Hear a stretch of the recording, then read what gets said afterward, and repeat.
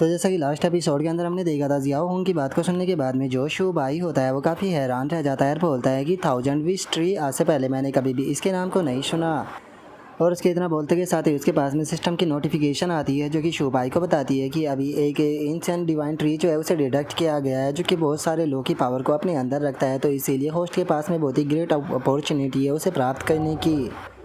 और अब सिस्टम के इतना बोलते के साथ ही जो जियाओ होंग होती है वो बोलती है कि सच में यकीन नहीं होता, अर्थ हिडन पर फाउंड पाइथन क्लैन जो है वो इस तरह की इविल चीज़ जो है वो यहाँ पर कर रहा है।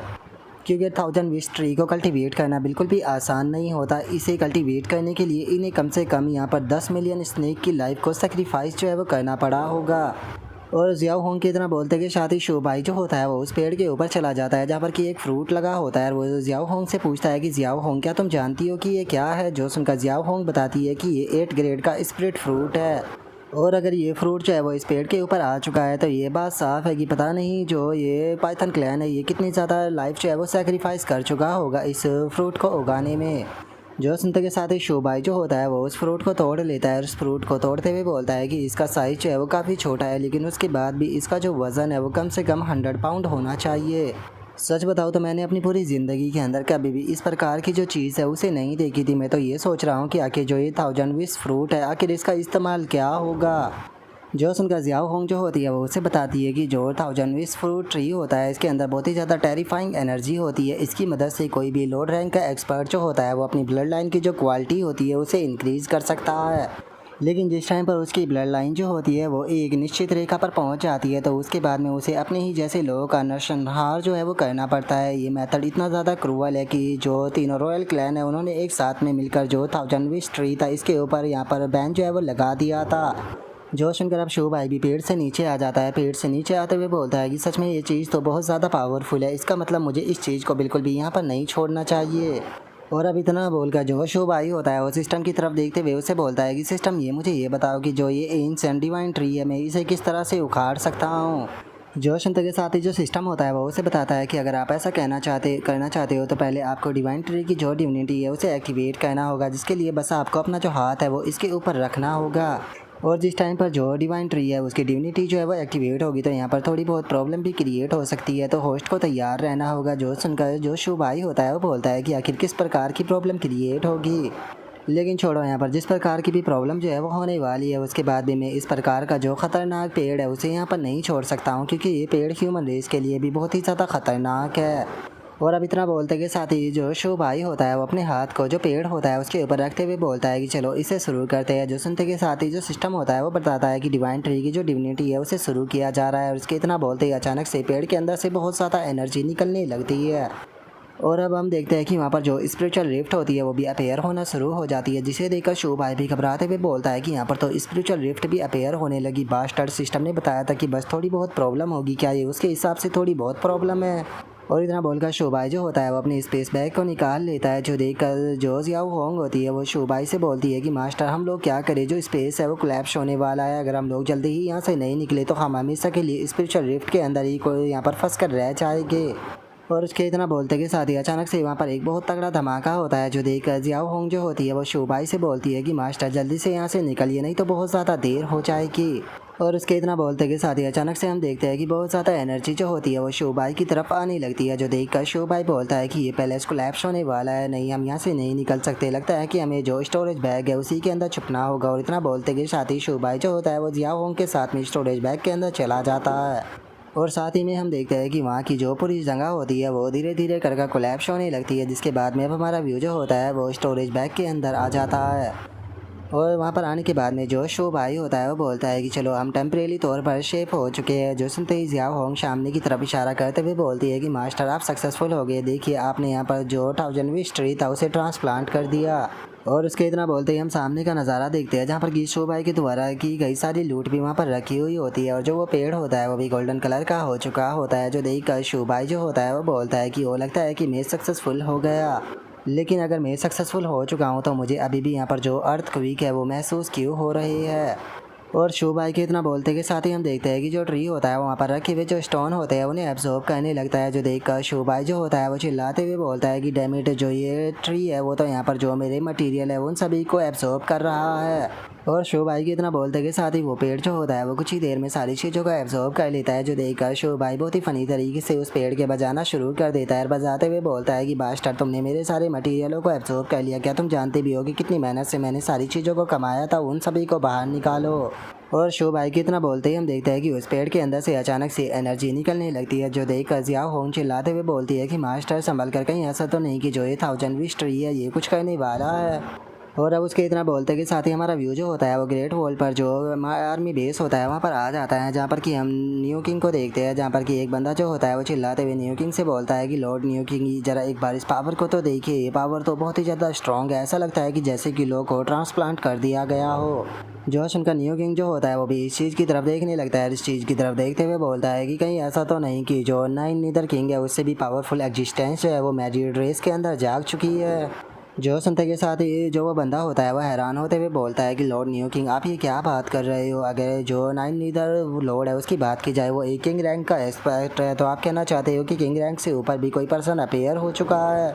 जो सुनते के साथ ही जो न्यू किंग होता है वो चिल्लाते हुए उस बंदे से बोलता है कि जल्दी से जाओ और जो रीइंफोर्समेंट है उसके साथ में कांटेक्ट करो, ताकि वेट्रो आपके वहाँ पर भेज कर इस चीज़ का पता लगा सके कि वहाँ पर आखिर चल क्या रहा है। और अब न्यू किंग के इतना बोलते के साथ ही हमारा व्यू जो होता है वो नाइन टेल हेवनली फॉक्स की जो रॉयल सिटी होती है वहाँ पर आ जाता है, जहाँ पर कि जो नाइन टेल एल्डर होती है वो इस पावर को महसूस करने के बाद में बोलती है कि ये तो डिटी लेवल की पावर है।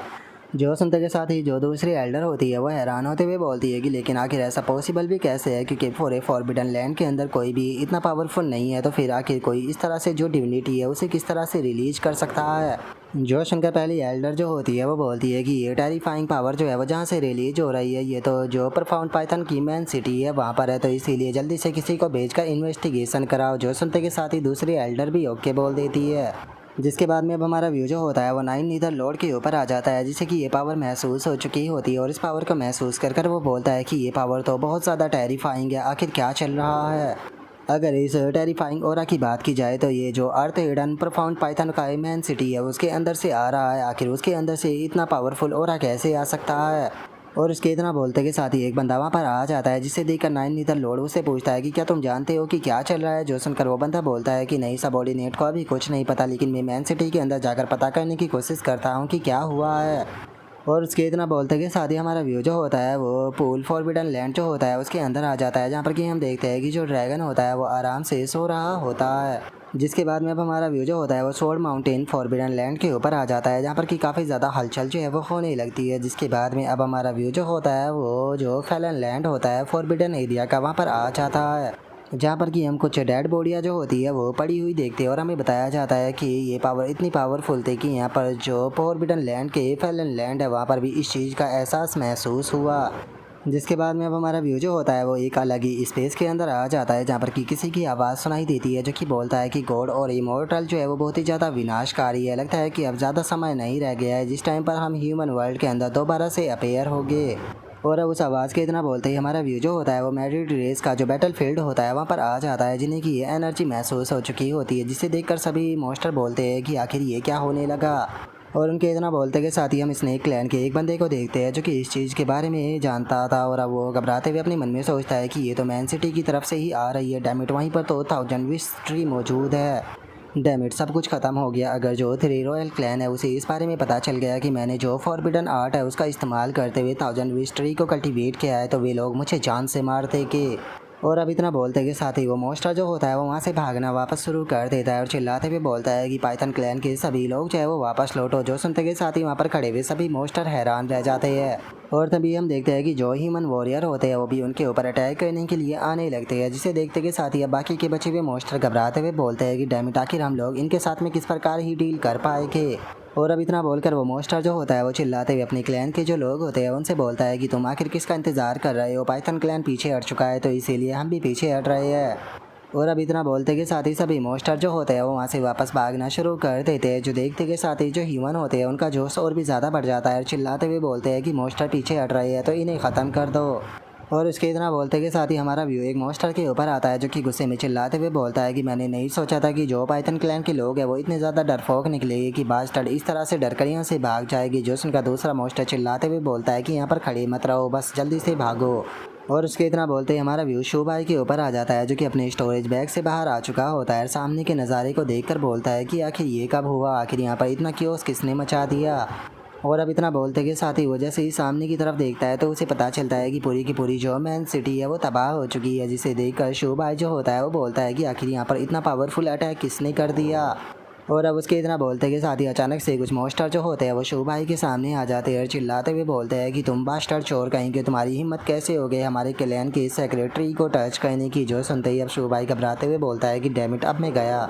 और शो भाई के इतना बोलते के साथ ही हम सामने एक एल्डर को देखते हैं, जिसके बारे में हमें बताया जाता है कि ये 9th एल्डर है, जो कि प्लेटिनम रैंक की एक एक्सपर्ट है। और अब जो 9th एल्डर होती है वो चिल्लाते हुए बोलती है कि ये बचना नहीं चाहिए, इसे कैप्चर कर लो। जो सुनते के साथ ही पाइथन क्लैन के जो लोग होते हैं वो शो भाई की तरफ अटैक करने के लिए आने लगते हैं और चिल्लाते हुए बोलते हैं कि अब तुम नहीं बचोगे, आज तुम यहीं पर ही ख़त्म होने वाले हो। और इतना बोलकर वे शो भाई के ऊपर अटैक करने ही वाले होते हैं, लेकिन जो शो भाई होता है वो अपनी शैडो स्ट्राइक का इस्तेमाल करते हुए वहाँ से गायब हो जाता है। जो देखते के साथ ही 9th एल्डर जो होती है वो गुस्से में अटैक को बनाते हुए बोलती है कि क्या तुम्हें अभी भी ऐसा लगता है कि तुम यहाँ से बचकर भाग सकते हो।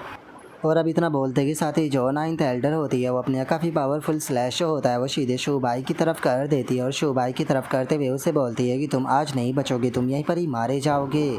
और उसके इतना बोलते ही हम शो भाई को देखते हैं, जो कि इनविजिबल होकर वहाँ से भाग रहा होता है। लेकिन तभी जो 9th एल्डर का अटैक होता है वो शो भाई की तरफ आने लगता है, जिसे देखने के बाद में तो शो भाई भी हैरान रह जाता है। और अब यहीं पर ही हमारा जो आज का एपिसोड है वो भी कंप्लीट हो जाता है। तो नेक्स्ट एपिसोड के अंदर देखिए कि आगे क्या होता है। अगर आप लोगों को वीडियो अच्छी लगी हो तो लाइक करना, चैनल को सब्सक्राइब करना। मैं मिलता हूँ नेक्स्ट एपिसोड के अंदर, तब तक के लिए बाय बाय गाइस।